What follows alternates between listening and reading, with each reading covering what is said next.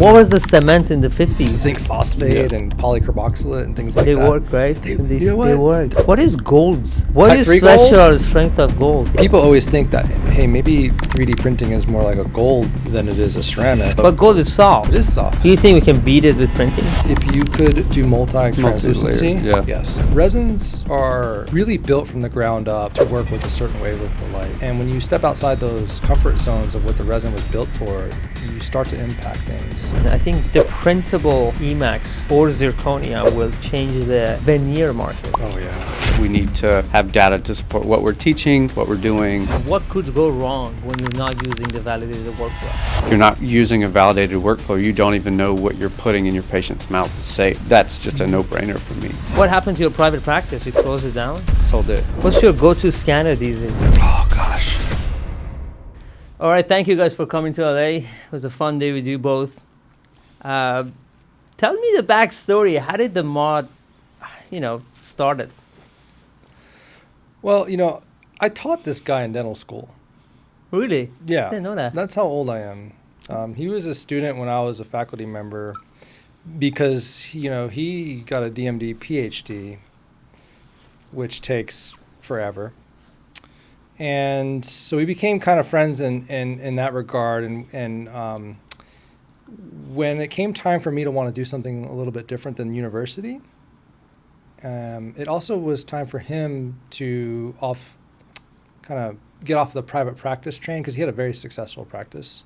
And so he called me up. Who called first? Mike called me. Okay. He's like, hey, I think I'm moving to Charleston and I want to open a private practice. Do you know of any cool spots or where should I be looking? I said, man, you don't want to come to Charleston to open a private practice. What you want to do is come to Charleston and open a training center with me. Well, and Wally had actually would randomly send me these late night messages because, as you know, he works all hours of the night. In 3, 4, maybe 5 years prior, he's like screenshots of practices and training centers together with question marks and stuff like that. You were still at MUSC. Yeah, Yes. but it's always been a dream. So I love teaching undergraduate dental students. And it was the highlight of my career. I loved academics and being a faculty and the research component of it. But I always wanted to do my own thing. I always felt this need to break free and just be in charge of my own destiny and just, teach exactly what I wanted to teach, the very cutting edge. Because at university, you're throttled a little bit. Yeah. They want to see 24 years of data before you could teach something. So who brought Sean? I brought Sean. You didn't know Sean before. No, I did not know Sean. Sean's our third partner, for those of you who don't know. He's the marketing guy behind Mod. Very brilliant mind. Very brilliant, yeah. Absolutely. Yeah. And Mike's also happens to be family with Sean. They're cousins, first cousins. Really? Yeah. So Sean and I we're born 2 weeks apart. And from a very young age have been into shenanigans together. And so when it came to shaking up the dental world, it just seemed appropriate that he join the journey. And what was the timing? Because you guys were 3 of you in the stage that you could come together, do this full time. That doesn't happen. No. You got to be lucky that everyone is ready. How did that happen? Sean was in the agency world for a decade marketing. plus, and then had his own consulting business strategy firm. Had partnered with me on the practice in Wilmington, and so as I was transitioning out of that, he was also looking for what his next step full-time was. And so, as I got deeper in the conversations with Wally, it was just a natural fit to have someone who has the level of branding and strategy knowledge to bring to the table to help with a venture like this. No, you guys have done amazing. Who came up with the name Mod? That was Sean. No, he was. And it was the many iterations to get to that. What are some of the alternatives that you guys wanted to pick? the best one. The best one, which is we were all ready to get it tattooed on our bodies, was the Dental Innovation Center. Dental Innovation. But just think about what does that spell though? Yeah, so we did some focus. We did some focus groups on that, and then And the first thing funny. people say is really cool, but you guys are going to be Dicks. dicks. I'm like, oh, shoot. Probably not a good idea. So we then went back to the drawing board. We actually bought all of the domain names, the rights, We still own those if anybody out there is Yeah. interested. If you really want to be the Dental Innovation Center, we could sell Very you those cool. domains. What year was this? We started in 2020. 2020. Yeah, summer of 2020. Yeah. That's when you launched. What happened to your private practice? You closed it down? Sold it Sold it? Yeah. Where was it? in Wilmington, North Carolina. Got it. And you got out of I MUSC. left the dean level position. It was a dream job. Do you regret it? I don't regret it. I do miss the students and the lives that I was able to impact there. I don't miss the bureaucracy of academics. Yeah, It's you come from a background in academics. absolutely. You know how it can be sometimes. It's No, a committee to move a state Tougher board. for faculties than students. You know, you kind of go with the flow, but for faculties it's harder. Committee. But when you think about it, giving a 10-year position, coming out, is something that not everyone does. It takes a lot of So courage and conviction it's true. in what you're trying to do. I had the Kudos to dream, that. right? I was Yeah, exactly. Full tenured professor, which basically means I could do whatever I want. I was the youngest person ever to make tenured professor at the university, and basically had my, I was there. I was it. That was it. I was him. I was at the spot where I was supposed to be, chilling. And I woke up one morning and I was just like, I could impact more people than this small little group if I could bring this knowledge to other people. That's kind of how the whole vision was formed. Because even at the university times, I was really enjoying the level of impact that I had on that small niche of students, because I had my residents and I had some undergrads under me. But I always felt like I could do more. I always felt like I could impact more people than just that small circle. Did anyone try to talk you out of it? Oh, everybody. Everybody, you're I think my wife crazy. was like, What are you doing? Wait, she's like, wait, so explain to me what you're doing now. She's like, 'cause What did Mike say Me? to him? That he should do it or no? Well, I just told him to make the decision he thought was best. Right. I mean, obviously that's a sticky situation. I mean, because it's a startup, right? Yeah, it is. Might make it, might not, right? You don't know. I remember Mike telling me, Wally, you need to be prepared that you're going to need to sell your house. And you're going to need to... That's scary if someone tells Because you we that. put everything on the line, right? Right. You're going to need... She's got to be Well, it's prepared. good to go in with the right expectations. Right. I mean, that's what startup world is. Yeah. I mean, you know, Absolutely. Startups you've no got to push and be willing to make sacrifices.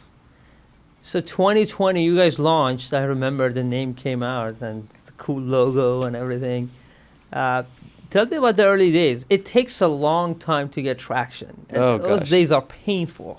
It's Yes. super Like painful. you want to quit, you like question everything. What did I do? I mean, there was many, many months where we all didn't get any paychecks, and the families were hurt. And you think back to those times, and at the time, it's all adrenaline because you see the vision of, we could do this. We could really make a change in dental education. We could start teaching docs how to do these modern techniques that have impacted our lives so much in our practices, and we want to. So that drives you. But then you look back and you're like, there's no way I would ever do that again because I put my, everything at risk, my family, my, everything. Mike, he sees it more as a hobby, I think. whereas me, it's like, it's serious. That's life. No, It's both life. of you guys are dedicating. Well, Yeah. I think we, as a group of partners, we have very complementary skill sets. We all work extremely hard, and we're all very dedicated, which is kind of, I think, the key points that we were able to make Mod successful.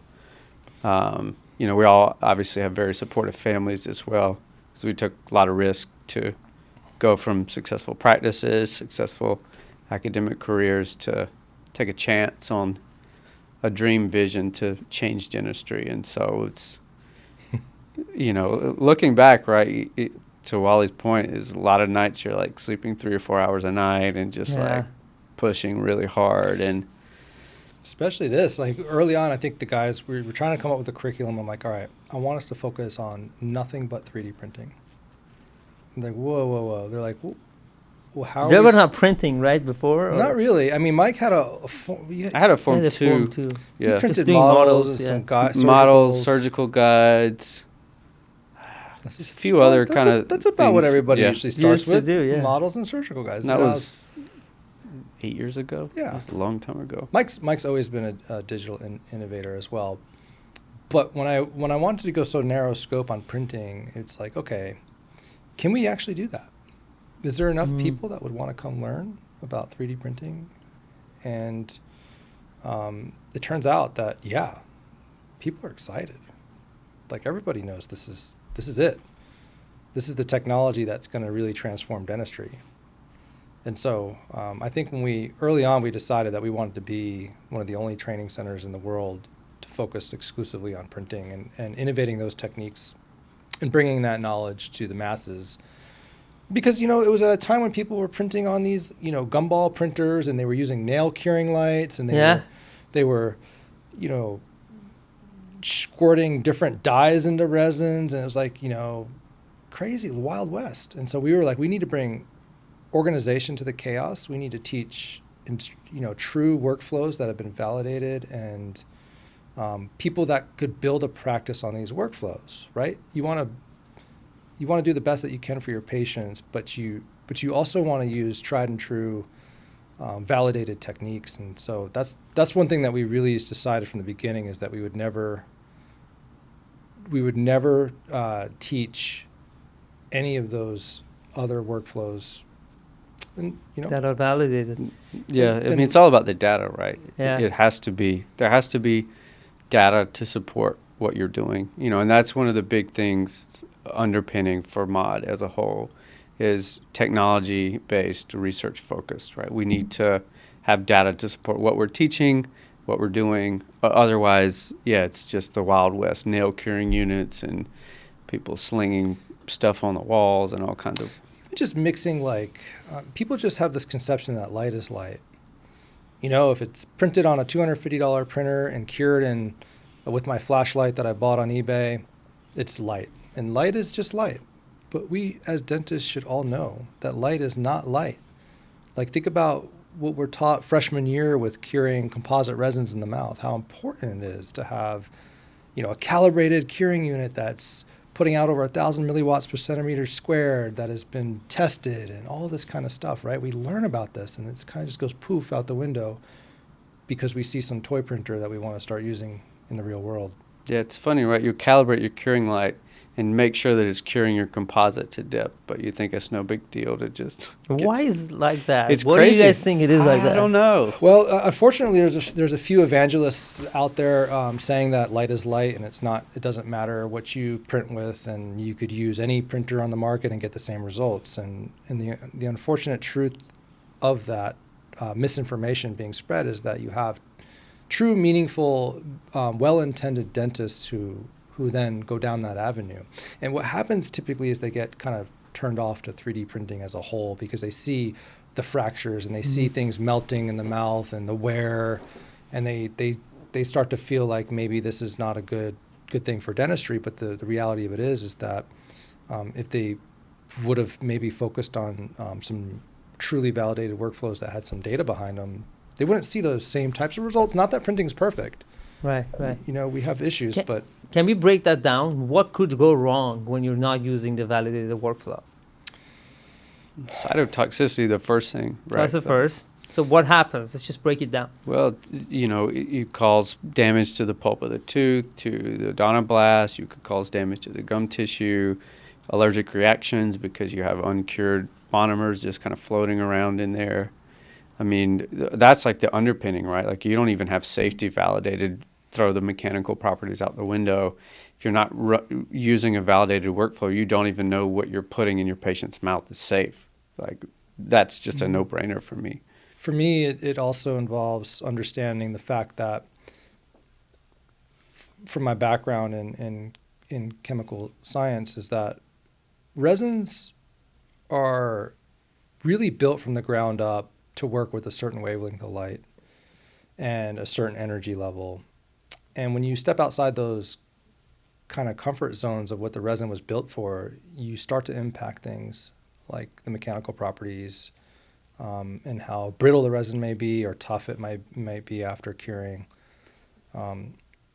So, I always give this scenario in my class, and this is a real scenario that I think is going to happen at some point, where let's say you did an all-on-X prosthetic, you placed, let's just say, 6 implants, and then you printed one of these all-on-X prosthetics using some gumball printer. I joke and I call them these, but they're it's not that they're all bad printers. It's just that we need data behind them. Well, let's say you print a all-on-X prosthetic using this, and let's say that prosthetic fractures at the 4-day point, and the patient's not able to get to you immediately for whatever reason, and those implants fail because of the movement of the prosthesis as it's fractured. And those implants fail, and they fail kind of catastrophically. And now the patient's at square zero, but now maybe it's not such an easy story to place the implants back. Mm-hmm. I could just picture being in court, and the lawyer's like, "So, doctor, how did you fabricate this prosthetic that broke?" And they're like, "Well, I booted up my and any cubic photon, and I popped some of this resin in there, and I cured it in my little cure box." And they're like, "Well, is that an FDA cleared workflow?" And like, when you start to operate outside the realm of what's been tested, you're all alone. Mm-hmm. And dentistry is already a very lonely profession.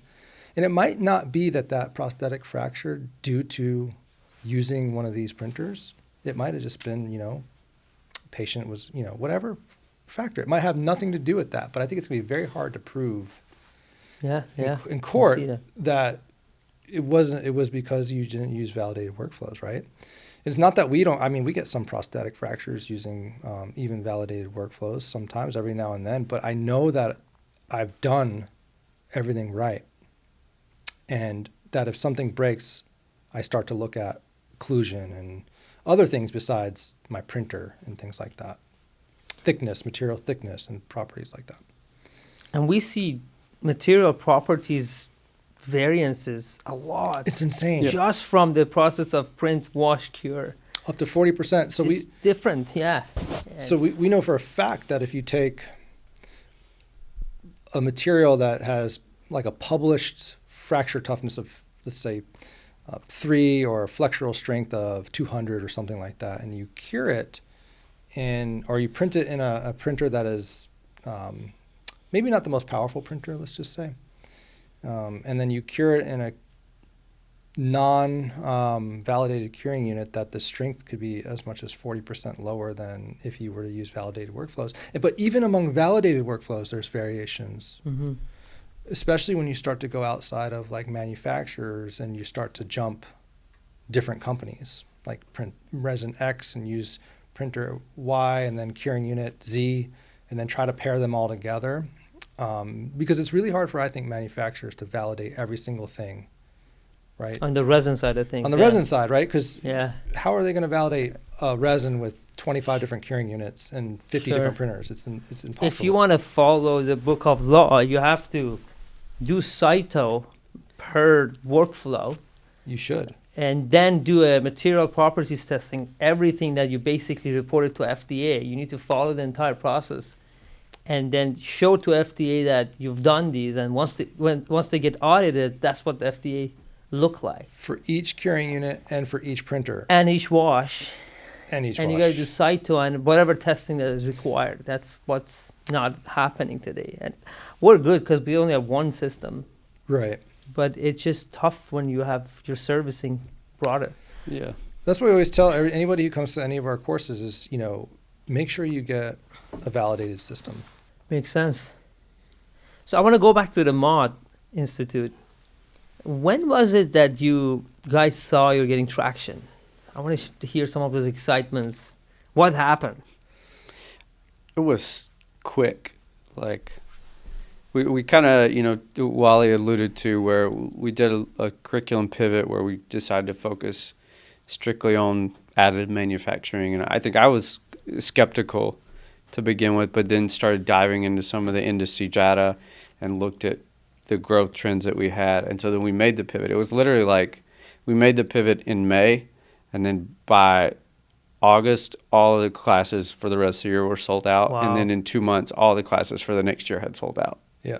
And that's so much excitement back to you guys to It's go so work much. harder now. It's so It's a exciting. positive reinforcement, right? Yeah. That's when we started to do things like release our free books and all of our resources to spread knowledge. Because we always feel like knowledge should be free. People should be able to receive information. We have YouTube tutorials. We have thousands of hours of content out there that we give for free. And it's, Some of them have a lot of views. yeah. Hopefully you're making money on them. From YouTube. No, you don't make money on YouTube until you get to be like, I don't know, millions. Yeah, unless you're Right. Some of The them you Rock got like or a something. million views, right? YouTube Do makes, you? no, like a few 100,000. 100,000. Beautiful. But YouTube makes money. We don't. Yeah. But the point is always been to get the knowledge in people's hands in a timely manner. So when we come across something that's super cool, that's really impactful, we'll put a tutorial out there, or we'll write a white paper on it, and we'll just pump it out there because we truly do feel like knowledge should be available for everybody. And the people who come to our courses, the first thing they say is, "Man, just thanks so much for putting that information out there. It's changed the way that I do dentistry. I was so excited to come hang out with you at this course." That's the best. And just solidify everything that we Exactly. learned. It's so cool. I would say almost everybody who comes to a course has had touch points with some of our content that we put out there. Yeah, and it's super rewarding too. I always love when we're doing courses. People come with their cell phone and they're like, "Look at this case I was able to do because of some of the stuff that you guys put out." Like that's what makes it worth it, right? Because you're impacting not only this patient's life but this doctor's life at the same time, and so that's super rewarding for me. Now you're taking it global. Yes. Tell us about your plans. Well, my hair was as black as Mike's before he started messing with me, so I'm gonna take model across the world. So this is the trajectory, right? Wally comes up with an idea, and then I have to figure out how to make it work. No, one thing that we realized early on is that there's the whole rest of the world out there that is super excited about 3D printing, and there's not a lot of areas for people to go and get hands-on education. And so we really do want to expand into other markets, and you're going to see some exciting stuff from us in the coming years. Yeah, I mean, I think we really believe in the democratization of education and care, and we see that through hands-on training, online resources, and additive manufacturing. And so, as you probably have seen, right, our first big push is in making more online resources available, because we get messages all the time, people from Africa, people from Asia, people from Eastern Europe. "I love your stuff. I can't come to the U.S. for a course. Like, how can I access more information?" And so that's the easiest for us to put it out there first. But yeah, there's big plans over the next 3 to 5 years for us to really take MOD more global, to make education more accessible, to drive 3D printing adoption forward. And what is the toughest part of scaling that globally? What is it, some of the challenges? Is it locations, instructors. local regulations? No, it's instructors. You have to find somebody who practices what they preach. Like we 3D print everything. I've done well over 3,000 3D printed restorations. If you Wow. include all my veneers and my inlays and my onlays and my crowns, not as temporaries. And you go to some places and it's like, yeah, I've printed, I did a temporary once and I printed a bite guard. Can I teach? It's like, no, you can't. You gotta, printing is life. And if printing isn't life, you can't really teach it, because you're not going to be able to speak from that experience of what to do when the patient's in the chair, because that's what you really need. So we're always looking for educators who are anywhere around the world who just printing is their passion. Yeah, I haven't placed a direct composite in 3 years for anything. That's brilliant, man. That's Yeah. amazing. So how do you guys divide responsibilities? Well, I'm a dreamer, and I'm super. You dream him, man. I'm a That's dreamer, pretty much it. and yeah, I just, I'm. You know what? I'm very lucky to have Mike and Sean to help me execute my vision and my ideas. Basically, I like to dream big, and I'm very creative. And these guys, instead of like telling me why it's not possible, they try to figure out how to make it How possible. to make it possible. Yeah. It's very important. Yeah. There's never an idea that I have that they're like, no matter how crazy, they're like, I just don't see it. They're like, okay, yeah, let's figure it out. And that's what I love about them, because that's what you need. And you know, they'll work to try to figure it out. And there's sometimes where they're just like, hey, listen, we tried everything. It's just not going to be possible. Right. But they're never like just cut you off negative right from the beginning. I love that. Brilliant. Sean Markets. Yep. Yeah. Yep. Yeah, that's pretty much it. I mean, you know, we're still a small team, and so a lot of the responsibilities do overlap. But yeah, Wally dreams up crazy ideas. Give me some of them, right? Some of the global stuff we're working on was the biggest pie in the sky, I think, when we first started talking about it, and kind of reimagining how education and philanthropy could blur the lines and overlap to change. Blur the lines. Yeah. We have some cool, I don't know, Mike's being all, you know, there's the other thing you need to know about us. Mike's got the tightest lips.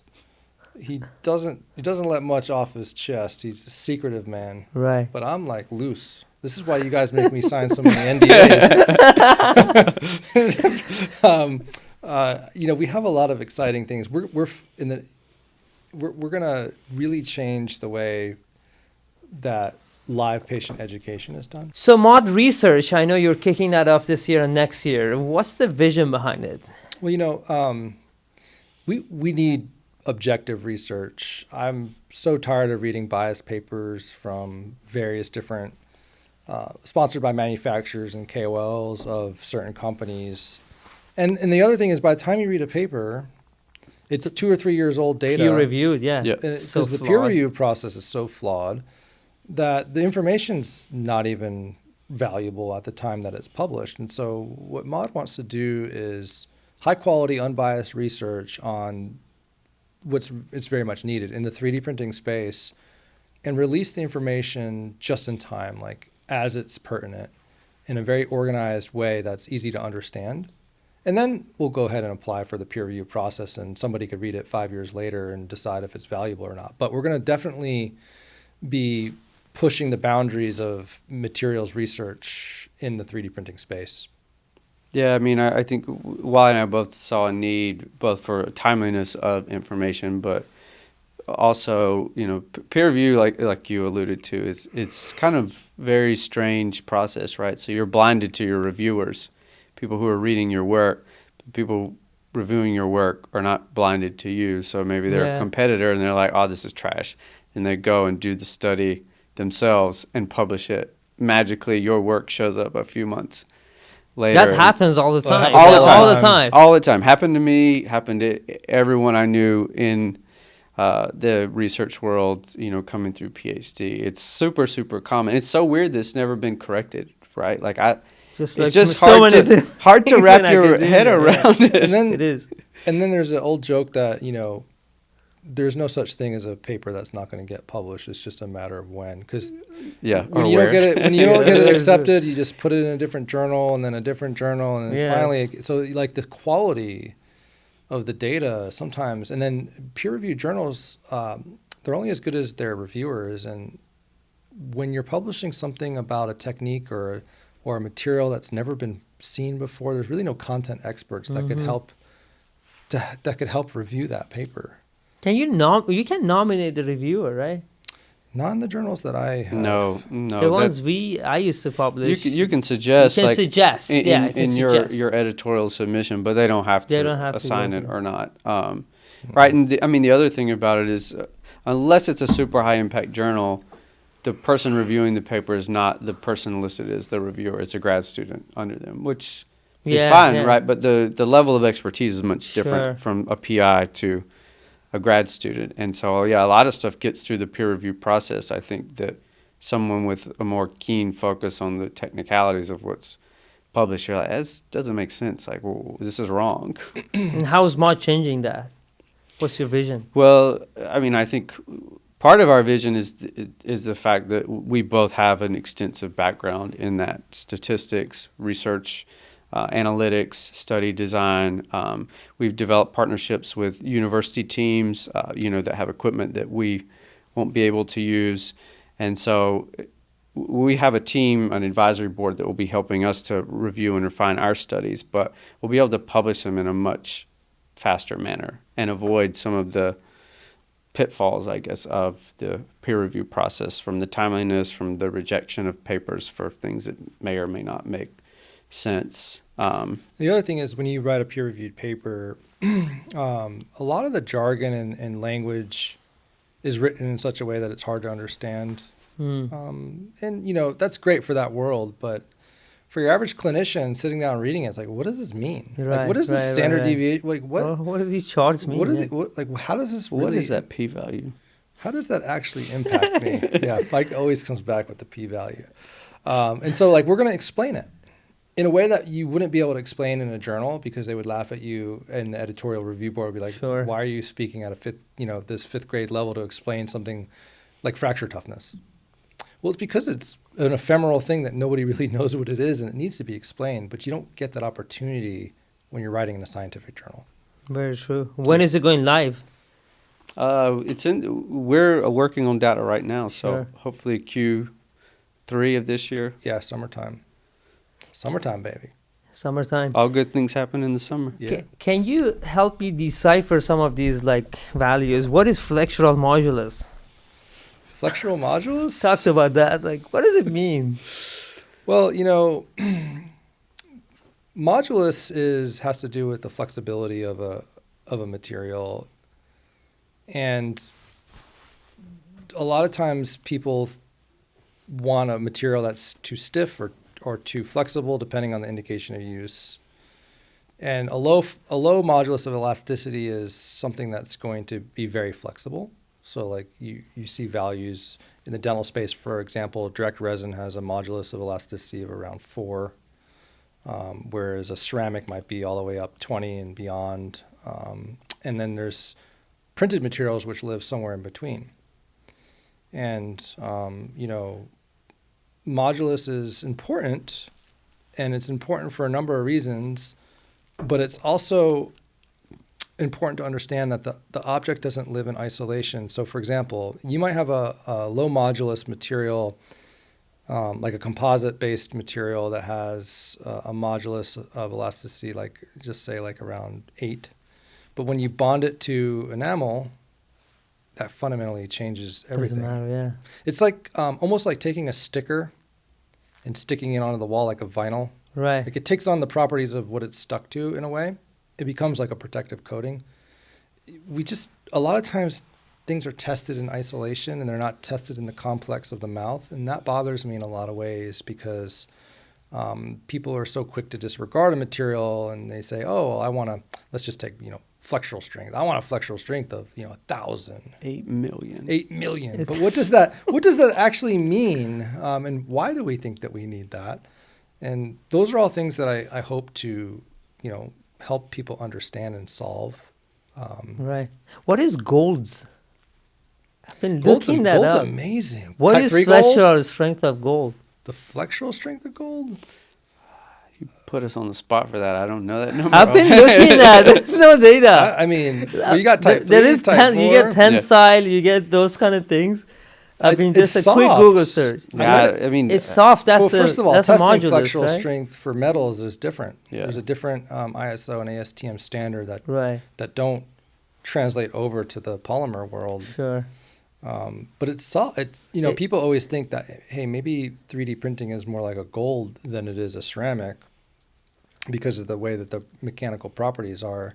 Gold is good, right? In dentistry, Gold gold is so People good. love. but gold is soft. It is soft. That means more wear.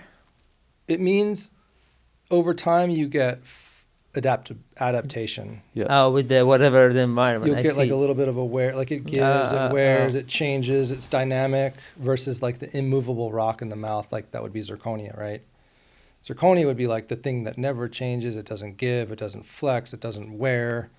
It's like, you know, the immovable rock in a sea of dynamic teeth. Yes, Teeth move, teeth wear, they flex, they give.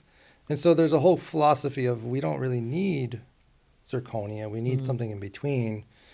And that's where, you know, other glass ceramics come into play. They have similar properties to enamel and dentin. And that's where the highly filled glass resins come in.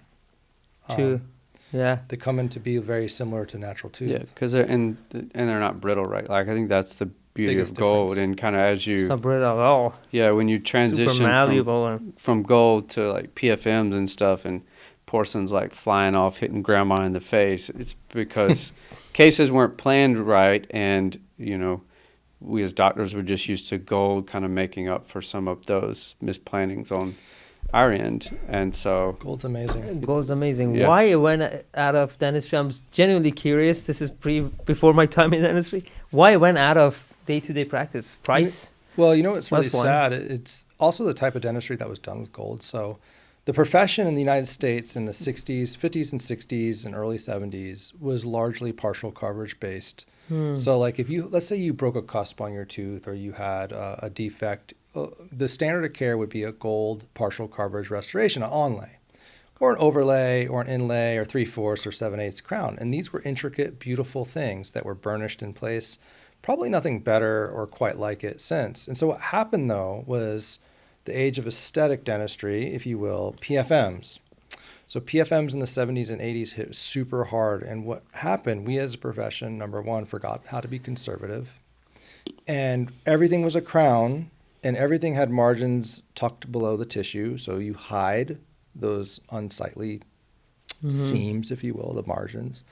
And the age of the PFM, I think, in a lot of ways, destroyed dentistry. It made us basically give our patients two options. You could have a filling or you could have a crown, and there's nothing in between, and that's what you get. And it really hasn't been until modern adhesive dentistry where dentists now are starting to take a look and say, wait a minute.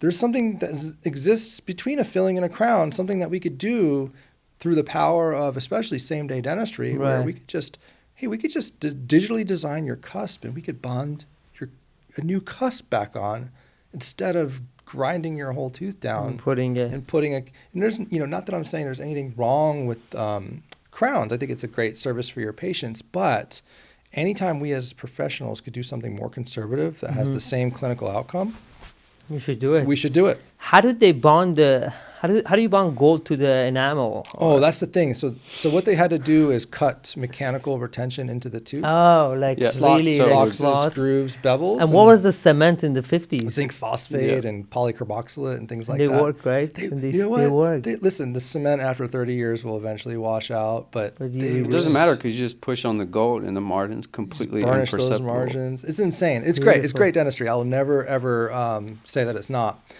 And I think the 3D printed restoration of today can be the gold restoration of this generation, the more conservative option for patients, but Adaptive. the more adaptive Yep. option. It's a new term I learned today. Yeah. So PFM really killed gold? Is that I the think right so. way of saying I that? think so. Because That and increasing aesthetic demands. increasing And then aesthetic PFM is what? Chrome cobalt well, coping and the ceramic? There's all Is it? kind of different copings. you could have a precious alloy. Gold, platinum, palladium alloy is typical. Gold, palladium, palladium, and then That's on the coping. that's the Yeah. coping. And then if you got super cheap, you could do cobalt chrome. Those are like, basically a car bumper. How does it bond to the porcelain on the top? There's van der Waals interactions, and then there's and so what happens is the thermal diffusivity of the metal is different than the porcelain. So when they cool after you fire them together, it puts the porcelain under compression because it kind of sucks I it down see. to the metal almost. that combined with micromechanical and van der Waals interactions, it's a good bond. It did break every now and then, especially in bruxers and you had delaminations, or if you had unsupported porcelain, because those van der Waals interactions only work for 2 millimeters, and then after the 2 millimeters, it's gone. So anytime you have like an overhang of porcelain sticking way out, that'll just shear off, because it's feldspathic porcelain, super weak. Like flexural strength is 60 to 80 megapascals. And that's the other thing. Yeah, let's talk about that for a second. So the flexural strength of... I see. I want to go there. Yeah, so the flexural strength of the porcelain that we put on porcelain fused metal crowns was literally 60 megapascals. It's the weakest thing that we've ever had in dentistry. But when you fuse it to metal, all of a sudden... Then it lasts. It lasts. And so the way that I see printed restorations is even better than that, as like the printed material itself, especially with you guys, with your crazy stuff that's coming out. We're hitting, 200 megapascals of flexural strength? Easy. Yeah. And then maybe 250, 300. And then you bond that onto the tooth. And because of the power of adhesive dentistry, those two things synergistically combine and they become something new. Right. So, Mike, put your PhD hat on. Why don't we print the coping with Onyx Tough to replicate whatever dentin, and then put another crown on top of it with like ceramic crown? Is that viable? And I'm talking engineer only, that's why. Yeah. I mean, it's a good question, but I don't... It's too much work? I don't necessarily know why you would want to, right? Why wouldn't you keep it monolithic? Well, I talked to Pascal, these guys. guys. They say, well, the core has to be tough, the shell has to be... Rigid or stiff. I think that's what they want. Yeah. The only thing comes to my mind is do it like old school chrome cobalt days. You could certainly do that, but I don't know any data that actually shows that that's going to make a restoration better. I mean maybe in theory, in theory, but replicate nature. He's right. I mean, there's a whole biomimetic movement of trying to match the modulus of elasticity of dentin with a composite, and then what they would say, if you do anything that covers enamel, you have to have ceramic because you need the stiffness, and enamel's brittle, it's stiff, it's harder, and so they would want you to go with a ceramic material or more highly filled resin. And the thing, in theory, that makes a lot of sense. But I think that flies in the face of all the success we've had with gold, right? Not only that, modern bonded ceramics that replace dentin and ceramic in the same bulk don't seem to have that many issues. But then same thing with feldspathic veneers, right? Those are weak. Then you bond it to the teeth and they don't...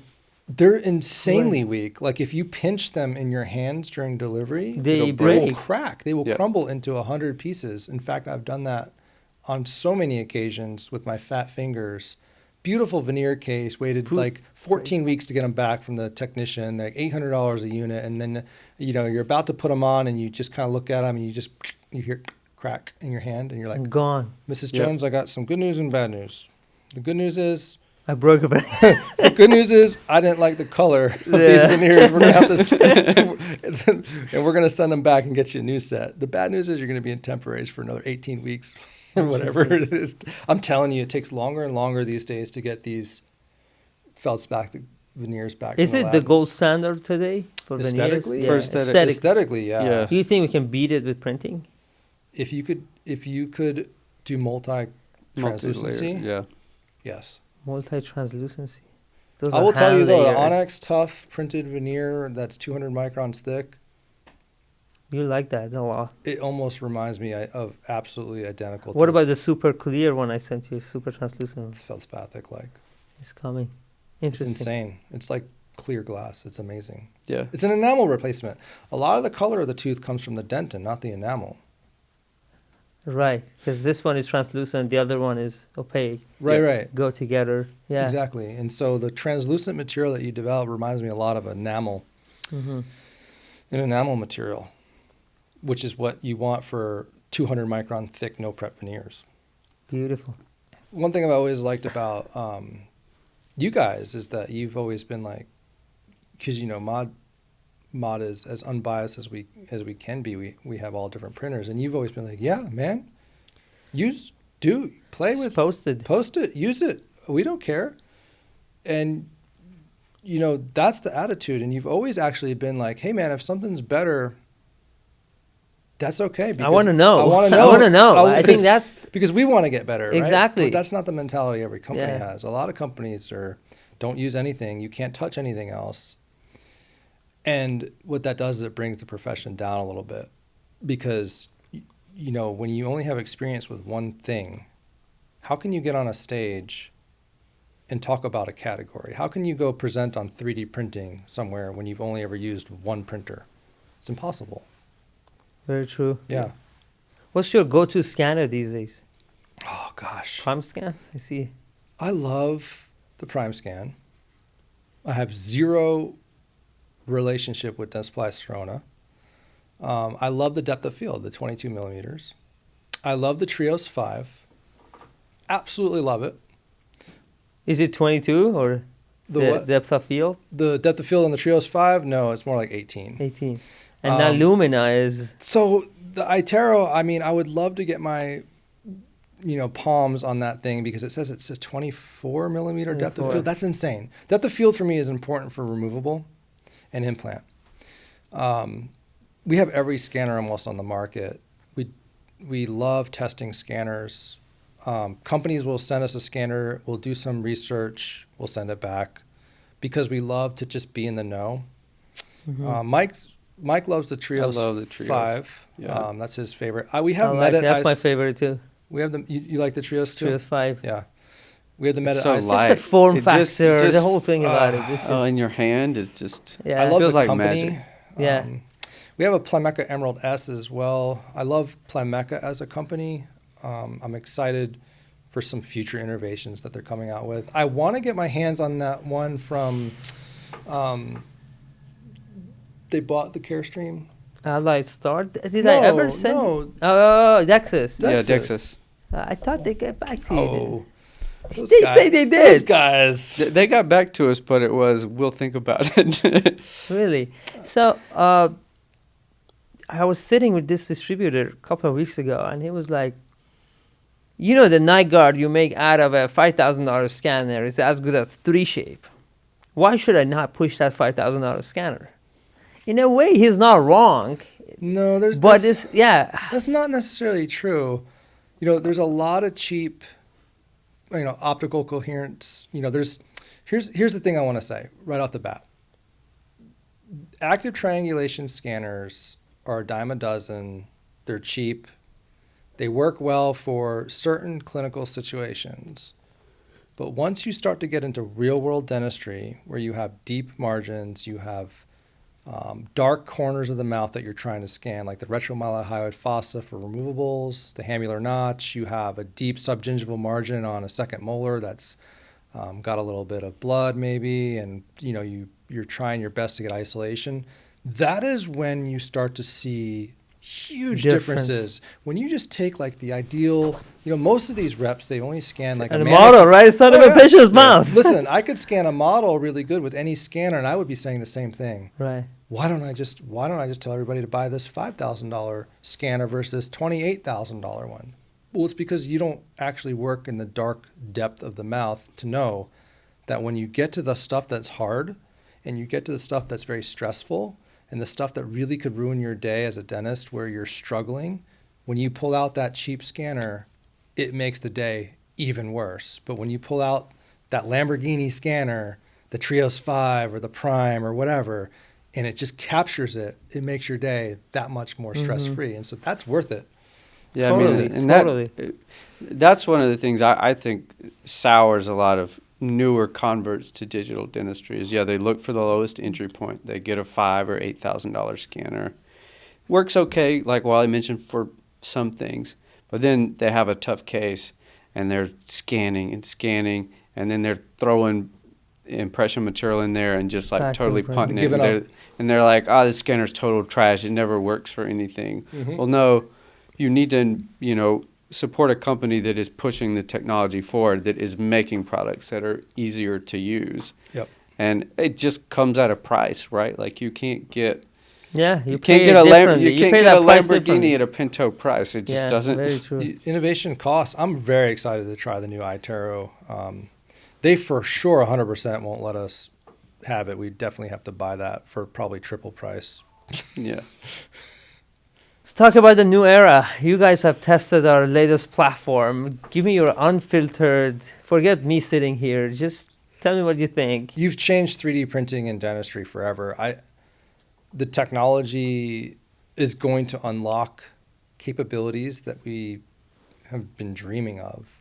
You know, we've been asking for more ceramic particles, more wear resistance, better mechanical properties, speed, ease of use. And I have to be honest with you, I was not expecting what I saw today. I was expecting a lot of the same with like a new skin.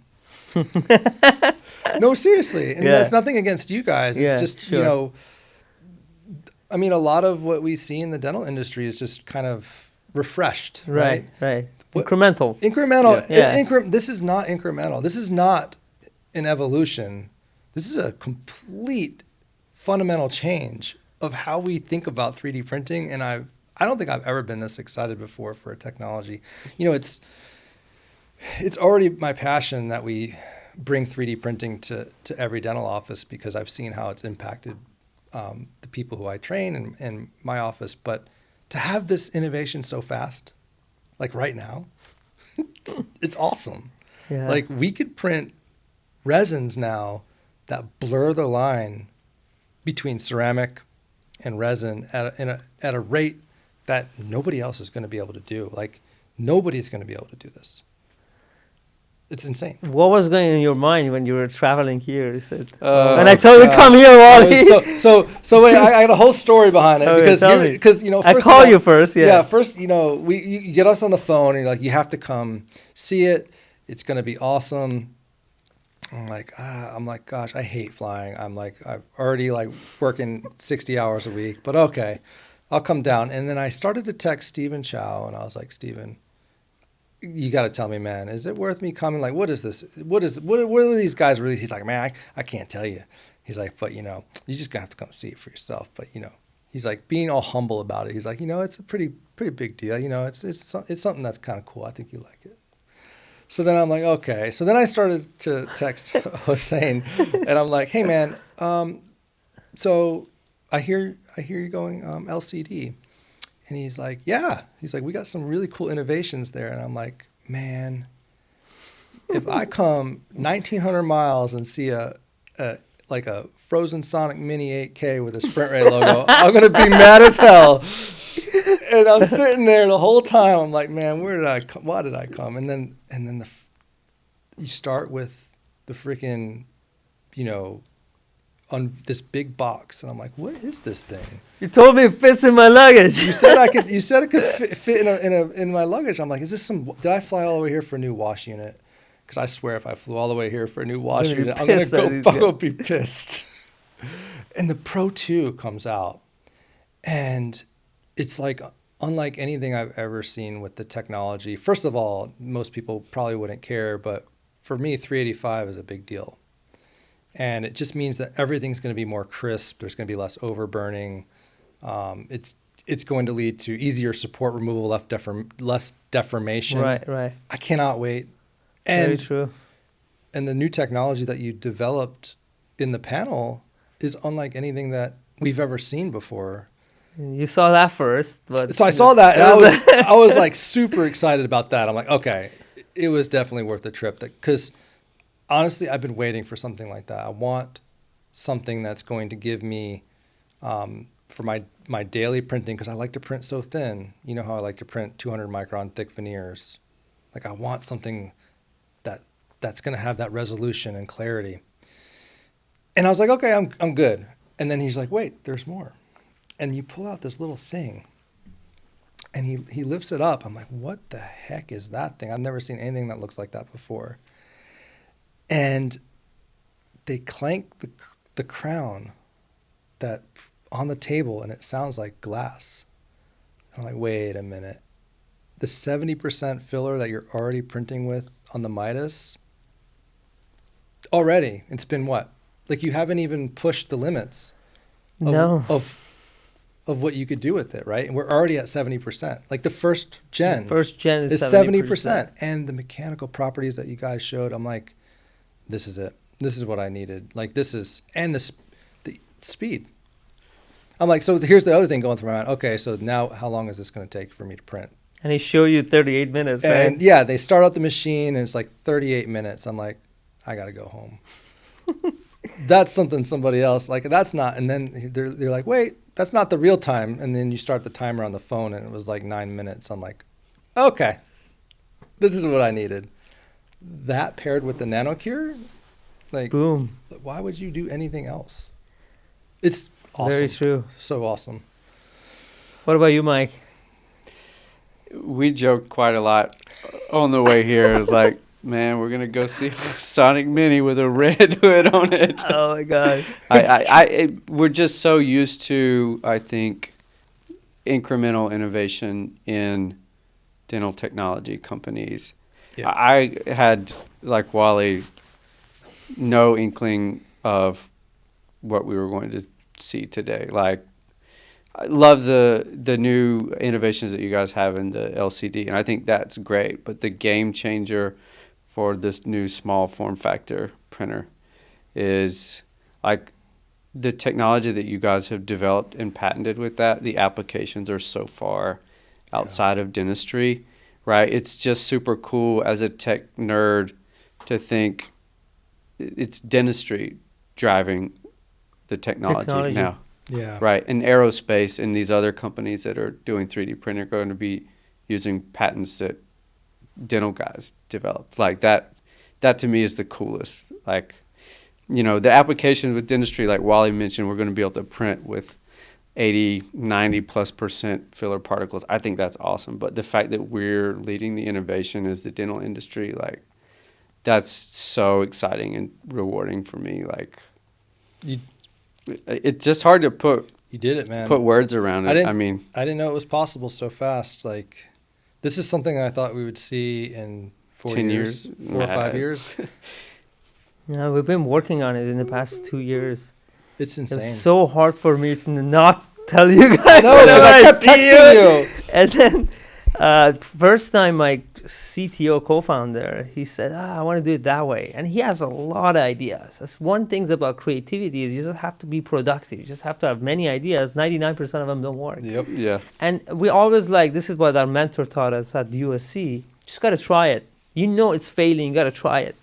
This is one of those things. I said, give it a shot. You know, I'm back on my mind because you saw that's passive. Yeah. Yeah. Using a plunger to lift a it's insane. Z axis. Brilliant. Because when you hear it, you're like, get out of here. That ain't gonna work. It's actually literally the most simple yet brilliant thing I've seen pretty much ever in dentistry. For sure. It just makes so much sense. Just the evolution of what you could do with that tech is literally you basically have just shut down milling. I'm really looking forward to that day. And then we built the first product line of it. I think I showed you the video. Super crude prototype. Oh, I saw it with with which was a retrofitted Pro. I couldn't believe it. 10 minutes, things coming out, and then later he developed the 70% ceramic piece of cake. It was a definition of we invented a new way to invent new materials. Yeah. Because it was a limitation of technology today that we couldn't do what we wanted to do, which is high viscosity. High viscosity is what we need. Exactly. And have you combined heat with that? No, not heat. Not yet. Not yet. That's what I'm saying. Shoot, man. Heat is not there. Just right off the bat, that is probably 5 times more viscous than ceramic crown, and we're just printing it easily. It's insane. Yeah. I saw it live, and I didn't believe it. The details of the crown that was printed in like 9 minutes. I kept thinking it was going to come out and not have printed. It looked amazing. And, I'm just telling you, man. Yeah, the surface finish. Changed the industry. Just crazy. Changed the industry for sure. And honestly, as an educator in the space, this is the biggest news, I think, to hit the 3D printing dental world. I mean, Forever. probably since Yeah. we started with the first Still- DLP printer. Yeah. The experience of it is also, it's an espresso. Put the pause, press the button, so come back. awesome. It's so awesome. That's what I always wanted to do. And it's brilliant It's- how it came to It's reality. very clean. Yeah, I'm super pumped. Yeah, I'm just excited to see where it goes, right? Because you guys are just scratching the surface of what it can do. On the material side, we were maxed out today. What do you think Tetra Cat printable with Midas? That Tetra Cat Mhm. brand. That's a good resin. Mm-hmm. Yeah. That's what they're thinking. But it take them 2 years to commercialize anything. Holy Minimum. crap. Yeah. And by that time, I'm like, come on, guys, my train doesn't stop for you. 2 Yeah. years. We're in the generation 3 of Midas. Oh gosh. By yeah, 3 that. years, it's Yeah. definitely Gen 3. So Yeah. Yeah. I that's what we're mean, working with them. but yeah, when they come out and jump into the printing world, a lot of dentists who've been skeptical will Their The reputation. world jump in. will They just have jump such a in. good reputation. They're Yeah. known Yeah. for being slow to innovate, but when they do, It's no worries. like- Empress, Emax, those types of brands are like Kleenex in the dental world. That's why they take him 2 to 3 years because they want to do They Test test the everything. crap out all of the it. cross all the They Yeah. test- everything. Just They're- making sure clinical tests, wear, in mouth. They're so good. Apparently, for 3 years, Emax was in patient's mouth in Australia before they even brought it to market. For 3 years. They did. That's how they do it. They You had gotta it give them as, credit. it's funny. So lithium disilicate, they actually had it as Empress 2, and they were selling it as a coping material, and they were seeing fractures of it as a coping material Brilliant. because it's brittle. And they didn't start to do it until they switched the formula a little bit, put it full contour, and then released. And then they had it as Emax, and same material, kind of different grain size, different firing Different parameters, and minimum thickness requirements. And it's been one of the most successful ceramics of our lifetime. Probably the most. What I think will happen is just the furnace fireables will pick up in the lab market, and the composites, which the world you and Yeah. I live in, will pick up in the chair side. And if a doctor wants the ceramic, they buy a furnace, they fire it overnight. It's not a chair side procedure. Well, I'm sure you guys would make Yeah. like a super fancy, nice furnace eventually that We should. makes it easy to do. But you know, the holy grail, right, is having a system that could give you those options, Exactly. and that's what you've created. So you've created a system where you're not limited to one or the other, where you could do a fast photopolymer single visit, highly filled, or you could offer a pure ceramic solution next day, or whatever. You know that. I can't believe we're there already. Yeah, and the resolution Yeah. for printing, like you're no longer limited by the geometry and of the burrs, right? So we're not milling. It's especially chairside is dead. I think Just quickly. you We guys just see that crushed it. happening. That's been exciting, and we're Just- very excited to bring it to market. Well, I'm excited to teach I'm people excited to have it and use how it. to use it. I mean, you know me. I like to do a lot of veneers, and Mhm.